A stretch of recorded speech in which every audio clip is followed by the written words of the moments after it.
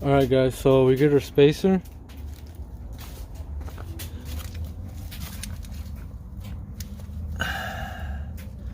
And we come over here and it sits just like that. Loosely. And then this insulator is going to go on top of there. But I'll probably mount it on the shock. So I'll leave that there.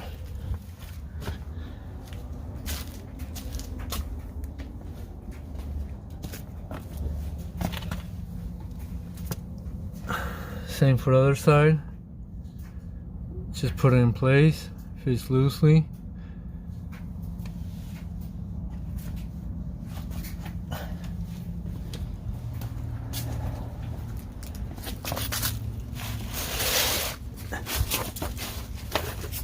And one thing I forgot to mention before we continue any further is these brake lines right here.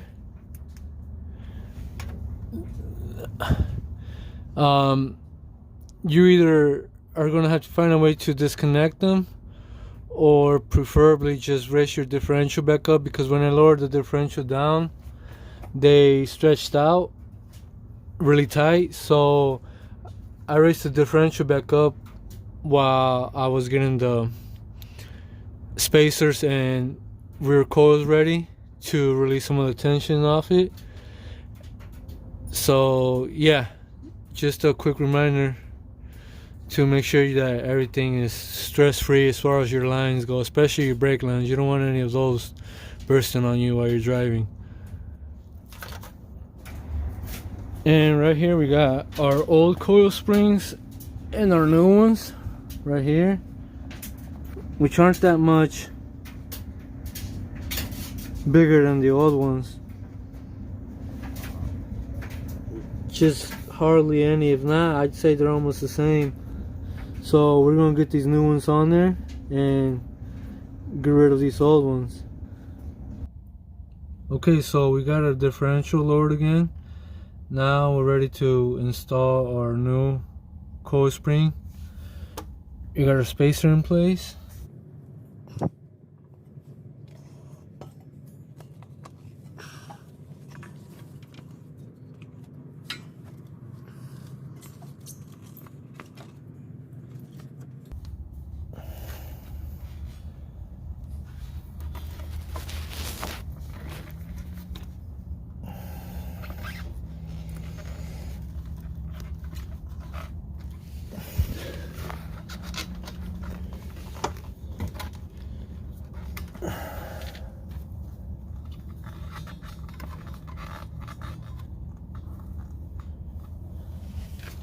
Now for the other side.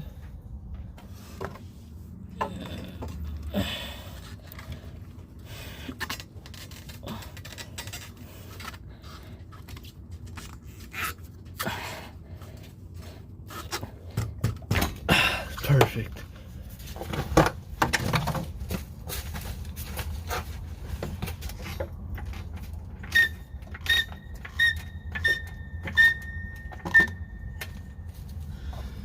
So now, after you got both of your rear coils in place, it's all a matter of just bringing your differential back up to compress them. And you have to, every few pumps of the jack that you bring up your differential, you have to stop and inspect to make sure they're in place, because you don't want them popping out while you're driving. Alright, so here we are under the vehicle, making sure that our coil springs are in place. You just want to get a good tug to make sure that nothing's out of place. This is the driver's side.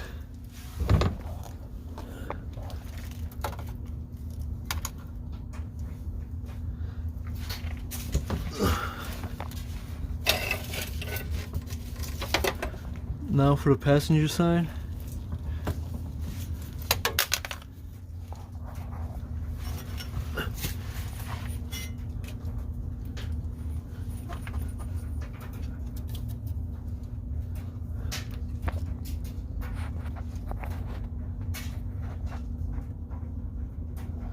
And everything looks to be in order. Now to keep jacking it up.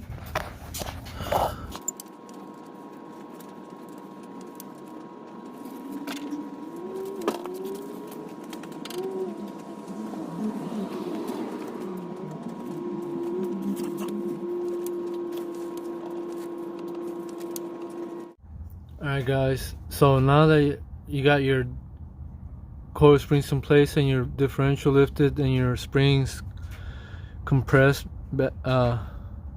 again, you'll want to put it back together in the reverse way that you took it apart. And right here you can see that I have a C-clamp to help me bring the arm lined up with the hole right here so I can put my bolt in. So let's see if this works.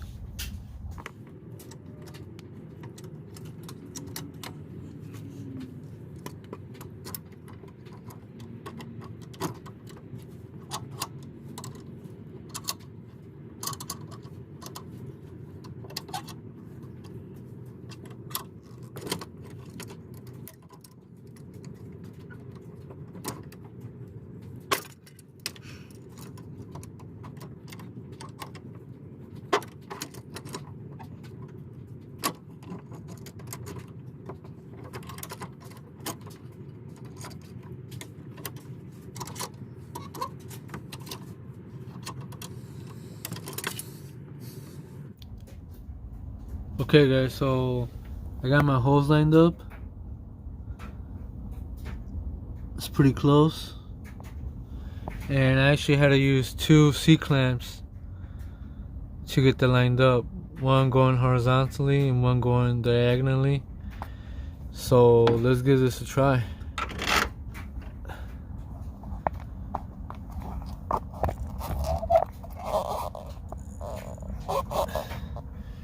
Alright, so the first half of the bolt went in, but it's probably not lined up in the back, so we'll need to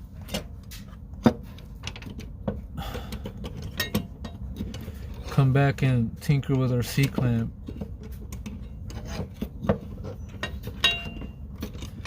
In order for it to line up in the back. Alright guys, so I finally got my bolt threaded in, the rear upper arm onto the frame, and it's just a matter of using a combination of the C-clamps, clamping the joint right here with the frame like that, and then like this until you get it properly lined up. I wish I could show you guys an easier way, and if there is an easier way, I'd like to hear about it. But this is what worked for me. It took me a while, but I got it. So once that's started in, I'm going to tighten it down.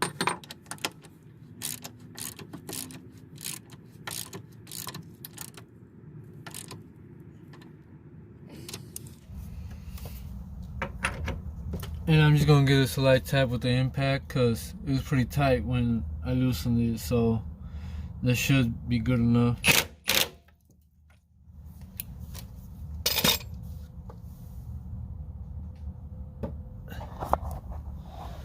And that's it for tonight. I'm going to call it a night and continue tomorrow with the rest of the installation. Okay guys, so today's a brand new day and we're ready to get back on this. Last night on the driver's side, I started connecting everything back, the bolt on the driver's side as well as my lower bolt for the rear shock absorber to the lower mount on the driver's side, and I left my rear sway bar link unattached on the other side because we won't put those back together until we have everything else connected. So now we're going to do the passenger side. Okay, so Also, if you use a pry bar, that helps too.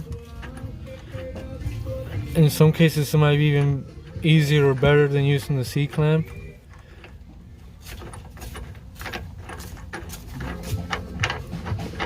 And I got my bolt in the first half of the chamber, but it still needs to go all the way through and thread onto the frame. So that's what I'm trying to do.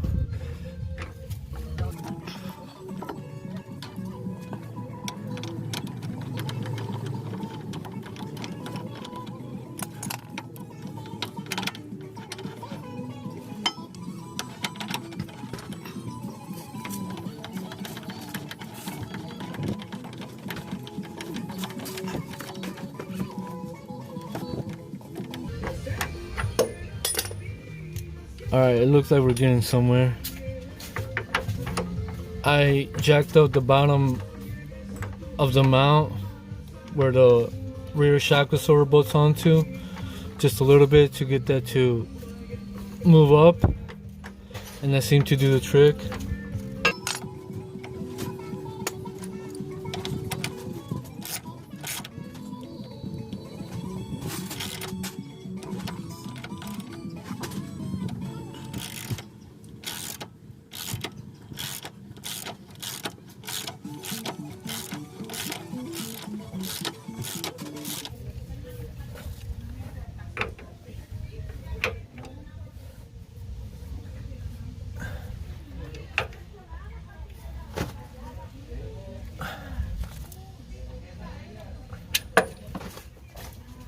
Now to attach this back on.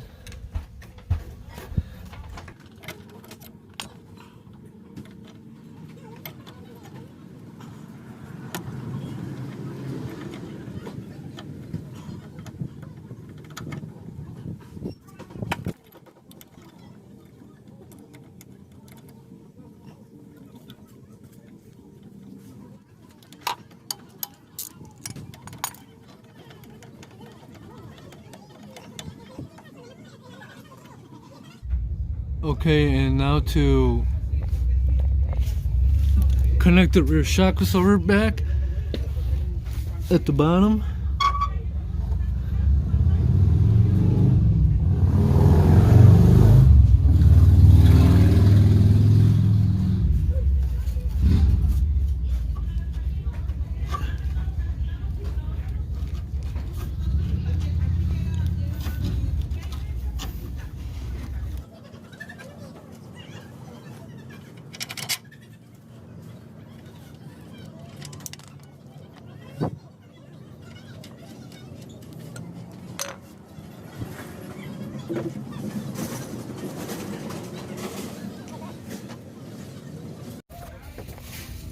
Alright guys, so we got our bolt back through the rear shock absorber, but it's not tightened down. We're going to torque that down at the end.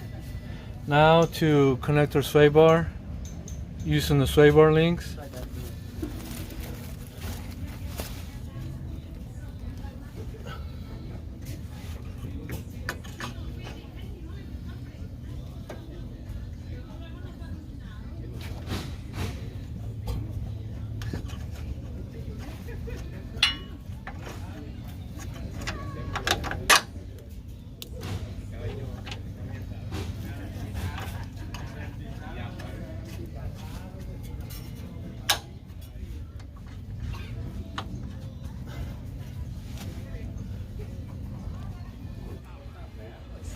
Okay, and now to torque down our bolt for the shock absorber lower mount.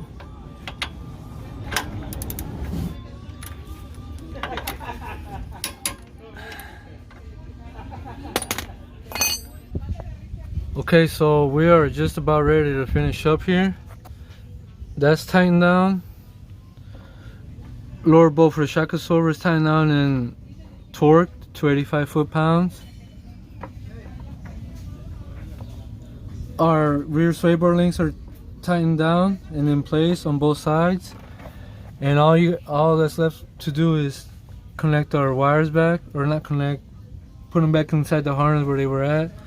So this has like a little groove where that sits inside the plastic harness here.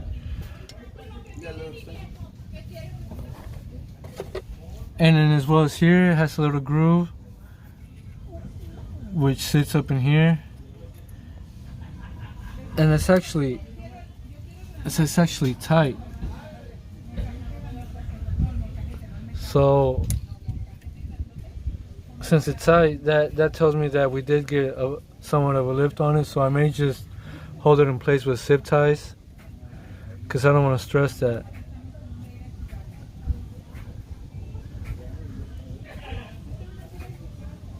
Alright, so I got this line zip tied to the frame. Just make sure you don't tighten it too much and kink your wire. And now we bring up our bracket or harness up here. Shit, that don't reach either. I might just leave that like that. It seems to be staying in place anyway, because our lift caused everything to move up on us a little bit or down. So now that doesn't reach up in there. Okay, so I got everything tightened down on both sides. I'm gonna leave the bracket that holds this in place up to here to the frame. I'm gonna leave that out because everything shifted on me and it won't reach up under anyway. So now I'm just gotta get the tires on and we'll see how it looks. Okay guys, so I got everything tightened down, the tires put back on, and this is a moment of truth. I'm gonna lower it to see if everything evened out.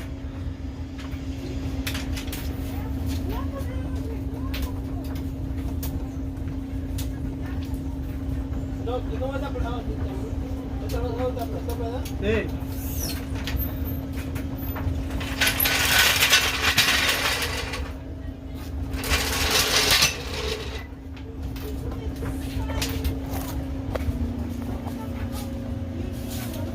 Alright, so it looks like it still leans to the left a little bit, but it may be because of the driveway.